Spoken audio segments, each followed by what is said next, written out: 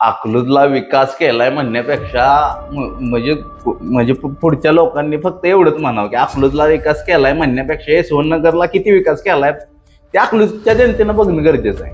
म्हणजे तुम्ही यशवंतनगरला जर गेला, समजा तुम्ही जर इथून क्रीडा संकुलच्या पुढून जर यशवंतनगरला गेला तर यशवंतनगरचा रोड कसा आहे, यशवंतनगरच्या भागात लोक कशी राहतात, कशी त्यांची कॉस्ट सिस्टीम आहे, कशी त्यांना गॅसची लाईन गेली, कशी त्यांना अंडरग्राऊंड गटर गेली, कशी त्यांना पाण्याची पाईपलाईन गेली, त्यांना कसं सगळ्या सोयी अशा कशा मिळू शकतात. अकलूज नगर परिषद आणि यशवंतनगर ग्रामपंचायत आणि त्यांना सोयी कसल्या माहित आहे का, नगरपालिकेची सोयी. तुमच्या घराकडे जाणारा रोड चांगला आणि आमच्या घराकडे येणारा रोड खराब. जर तुम्ही आमच्या अकलूजकडे यायला लागला तर तुम्हाला धुळीचं साम्राज्य गावणार आणि वरती गेले की धूळ संपली. जे तुम्ही जर अकलूजला शहर म्हणत असाल तर आंबेडकर नगरला आणि अण्णाभाऊ साठे नगरला खेडगाव म्हणणं सोपं आहे, कारण तिथं विकासच नाही. तुम्ही जर बघायला गेला तर आज आपली परिस्थिती, आंबेडकर नगरची परिस्थिती तर तुम्हाला दाखवायला जर नेली मी. नमस्कार, प्रभात न्यूज मध्ये आणि भूमिपुत्र न्यूज मध्ये त्या ठिकाणी सर्वांचं स्वागत आहे. आज आपण आहोत अकलूज नगर परिषदेच्या निवडणुकीमध्ये. त्या ठिकाणी भारतीय जनता पार्टीकडून प्रभाग क्रमांक 9 मधून त्या ठिकाणी राहुल लोंढे हे त्या ठिकाणी उभे आहेत. भारतीय जनता पार्टीकडून अधिकृत उमेदवारी त्यांना त्या ठिकाणी मिळालेली आहे. खर तर राहुलजी नमस्ते. आणि प्रभात न्यूजला त्या ठिकाणी तुमची प्रथमतः ओळख सांगा. नमस्कार, मी राहुल लोंढे, भारतीय जनता पार्टीकडून प्रभाग क्रमांक 9चा उमेदवार कमळासाठी. नक्कीच. त्या ठिकाणी लोंढे सर, आज तुम्ही अकलूजकडे बघताय आणि अकलूज या शहराला खरं तर मोहिते पाटलांचा राजकीय वारसा खूप मोठा आहे, परंतु आज तुम्ही भारतीय जनता पार्टीकडून त्या ठिकाणी निवडणूक लढवताय. खरं तर तुमचा राजकीय प्रवास कधीपासून चालू? माझा राजकीय प्रवास कमीत कमी 10 वर्षापूर्वीपासून चालू झाला. म्हणजे भारतीय जनता पार्टी ही म्हणजे मी भारतीय जनता पार्टी ही प्रथमच मी राजकारणात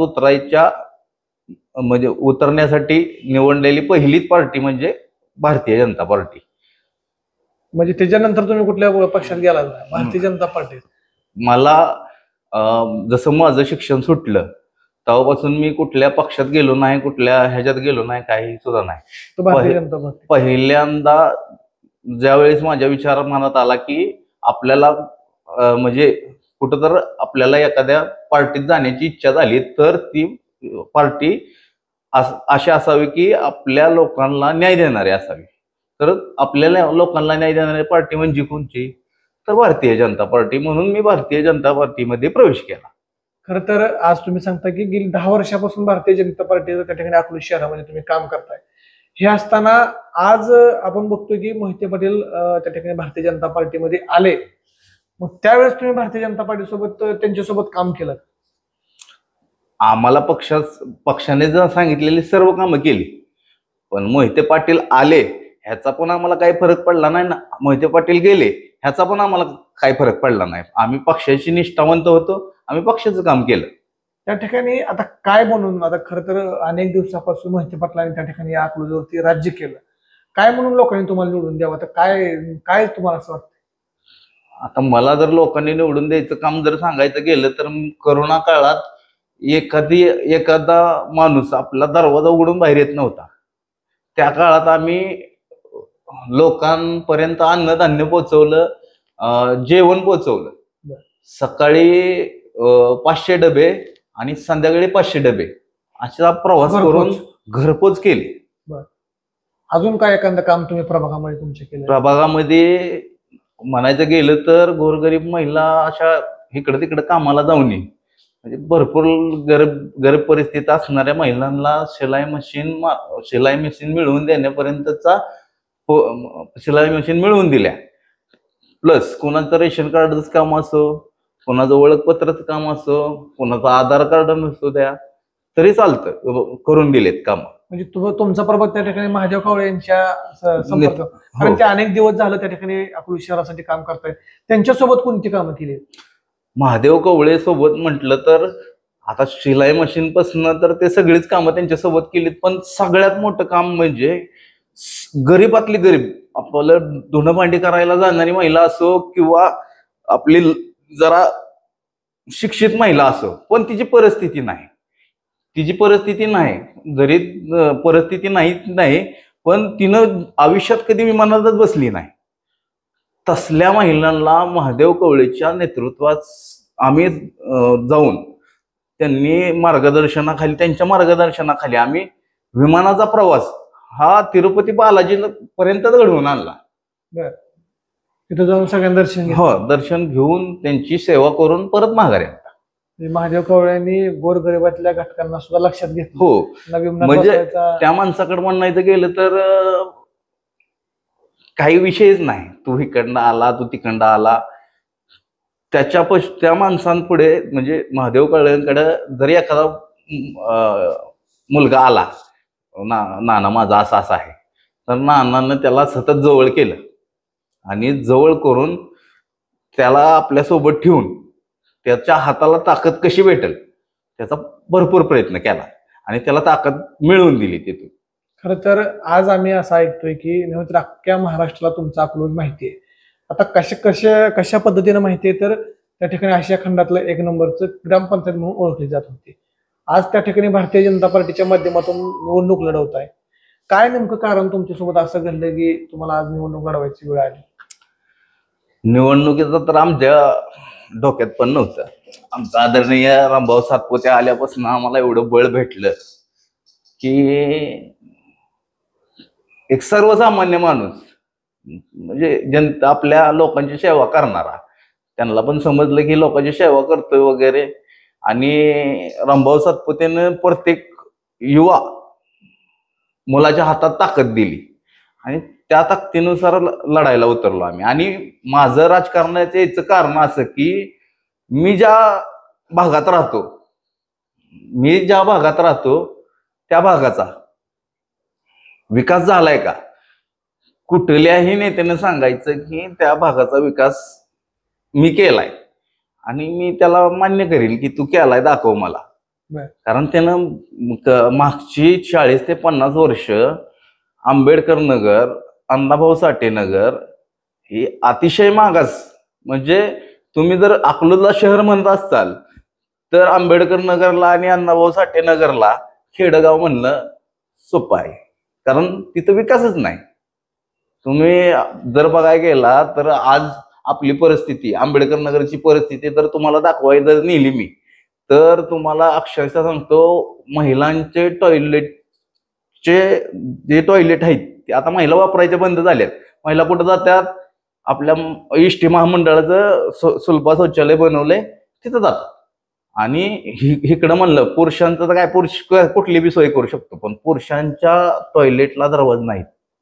आणि परत महिलांचं जे टॉयलेट आहे पूर्ण प्रचंड असं भरून गेलंय, त्या महिलेला त्यात आतमध्ये जाता येत नाही, ती झाला विषय. परत वॉटर सप्लायचं पाणी खराब येणे, पाणीच येणे नाही 4-4 दिवस 5-5 दिवस. परत म्हणायचं गेलं तर रस्ते नाहीत. रस्ता कवा होता माहिती आहे आम्हाला, मुरमाचा रस्ता म्हणतात त्याला. कॉन्क्रिटीकरण आणि डांबरीकरण आंबेडकर नगरनं बघितलंच नाही. एखाद्या वेळेस दुसऱ्या कुठल्या इलाक्यानं बघितलं तर असेल की कॉन्क्रिटीकरण. तुम्ही आता जरी माझ्यासोबत आला ना तरी पण तुम्हाला तिथं रोड भेटणारच नाही. आता मला वाटतं एक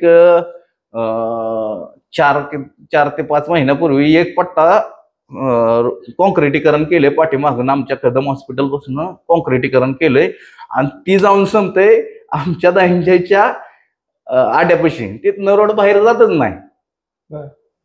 रोड आहे पण जातच नाही. आणि इकडं जे आहे त्या आपले कदम हॉस्पिटल, कदम डॉक्टर आणि शेजारचे आपले भोंगळे म्हणून आहेत, आडनाव आहे त्यांची जागा त्यांना दमदाटी करून रस्ता दे, नाहीतर सोसायटीला आमच्या नावावर खडं फोडलं जाते म्हणून त्याला दम देऊन त्याच्याकडे ती जागा घेतली. खरं तर त्या ठिकाणी अकलूजचं नाव हे आशिया खंडात बघितलं जातं. मग तुमचं अकलूजनं नेमका विकास कुठे केला? अकलूजच्या मोहिते पाटलांनी विकास कुठे केला तुमच्या? अकलूजला विकास केलाय म्हणण्यापेक्षा म्हणजे पुढच्या लोकांनी फक्त एवढंच म्हणावं की अकलूजला विकास केलाय म्हणण्यापेक्षा यशवंतनगरला किती विकास केलाय ते अकलूजच्या जनतेनं बघणं गरजेचं आहे. म्हणजे तुम्ही यशवंतनगरला जर गेला, समजा तुम्ही जर इथून क्रीडा संकुलच्या पुढून जर यशवंतनगरला गेला तर यशवंतनगरचा रोड कसा आहे, यशवंतनगरच्या भागात लोक कशी राहतात, कशी त्यांची प्लॉट सिस्टीम आहे, कशी त्यांना गॅसची लाईन गेली, कशी त्यांना अंडरग्राऊंड गटर गेली, कशी त्यांना पाण्याची पाईपलाईन गेली, त्यांना कसं सगळ्या सोयी अशा कशा मिळू शकतात. अकलूज नगर परिषद आणि यशवंतनगर ग्रामपंचायत आणि त्यांना सोयी कसल्या माहित आहे का, नगरपालिकेच्या सोयी. तुमच्या घराकडे जाणारा रोड चांगला आणि आमच्या घराकडे येणारा रोड खराब. जर तुम्ही आमच्या अकलूजकडे यायला लागला तर तुम्हाला धुळीचं साम्राज्य गावणार आणि वरती गेलं की धूळ संपली. तुम्हाला घराकडे जायला लाईटी जा 1-2 मीटरवर तुम्ही लाईटीचं डाम टाकताय आणि अकलूजला आलं की 4-5 किलोमीटरवर हीच नाही, डांबच नाही. आता काल माझ्याकडे माझे आमदार रामभाऊ सातपुते साहेब माझ्या प्रभागात फिरायला आलं होतं. त्यांना माझ्या इलाकाची अवस्था दाखवली. एवढ्या बोळीतनं जावं लागतंय, रोड नाही, एवढ्या बोळीतनं जावं लागतंय की तिथनं रामभाऊला सोय कशी केली माहित आहे. मी माझ्या सोबत असलेल्या मित्रांनी मोबाईलचं टॉर्च लावून भाऊंला पुढं कसं दाखवायचं त्यासाठी मोबाईलच्या टॉर्चचा उपयोग करावा लागला. इतकी दूर अवस्था, एवढी बिकट अवस्था आहे. मी म्हणजे आता गेलेला सीओ काय त्याचं नाव, आता पाटील साहेब आल्यात, पाठीमागचा जे सीओ होता त्या सीओला कमीत कमी 40 वेळा मी माझ्या भागात लाईटीचं म्हणजे लाईटीचं पोलसाठी मागणी करत होतो, अर्ज केला, सतत त्यांची भेट घेत राहिलो, पण त्यांनी मला पोल दिला, 1 पोल दिला फक्त. मी त्यांना 10 पोलची मागणी केली ती, कारण अंधार आहे, म्हातारी कोतारी माणसं इकडे तिकडे जातात. मग तुम्ही मला 10 पोलची मागणी केली, त्यांनी मला 1च पोल दिला आणि ती पोल लावल्यानंतर त्याला लाईट दिली नाही आणि ती लाईट मला परत 4 महिने त्यांच्या बरोबर संघर्ष करून मग ती लाईट मला मिळाली. एक डाम टाकायला माझा 1 वर्ष गेलं. 9 डाम राहिलं, काय करायचं, आलंच नाही, मिळालंच नाही. खरं तर येणारी ही निवडणूक 2 तारखेला तुम्हाला मतदान लोक करणार आहेत. अनेक समस्यांना घेऊन त्या ठिकाणी तुम्ही सामोरे जात आहेत. तुमच्या प्रभाग क्रमांक 9 मधल्या तुम्ही अतिशय गंभीर पद्धतीनं जे काही मांडणी केली की प्रभागामध्ये नेमकं काय चाललंय. खरं तर प्रामुख्यानं ज्या अकलूज शहरामध्ये डांबरीचा विषय आहे, सिमेंट कॉन्क्रीटचे रोड आहेत, पण तुमच्या इथं मुरुमाचा अजून सुद्धा प्रथा त्या भागात चालू आहे असं सुद्धा त्या ठिकाणी सांगण्यात आलं. खरं तर हे सगळं असताना आता अकलूजची जनता 2 तारखेला मतदान करायला जाणार आहे. तुमच्या प्रभागातली वैयक्तिक 9 मध्ये जर तुम्ही अडचण आहे म्हणताय तर त्या लोकांना तुमचे राहुल लोंढे म्हणून एक काय म्हणणं असणार आहे किंवा काय संदेश असणार आहे? 2 तारखेला मतदान लोक करणार आहेत. मी राहुल लोंढे म्हणून एवढंच सांगू शकतो की मतदारांनी कोणालाही भिवू नये. आपण भारतीय जनता पार्टी वर चिन्हावर बटन दाबलंच पाहिजे आणि भरघोष मतानं भारतीय जनता पार्टीला निवडून दिलं पाहिजे. कारण भारतीय जनता पार्टीचं सरकार राज्यात पण आहे, केंद्रात पण आहे आणि रामभाऊ सातपुते साहेबांनी आपल्याला सांगितलेलं आहे की तुम्ही भारतीय जनता पार्टीला जर सत्तेवर आणलं तर एका दमात सगळा कायापलट करून टाक. रस्ते देऊ, गटरे देऊ, घरकुलं देऊ, सगळ्या गोष्टी देऊन टाकू आपण. पण ते कवा तर सत्ता दिल्यानंतर.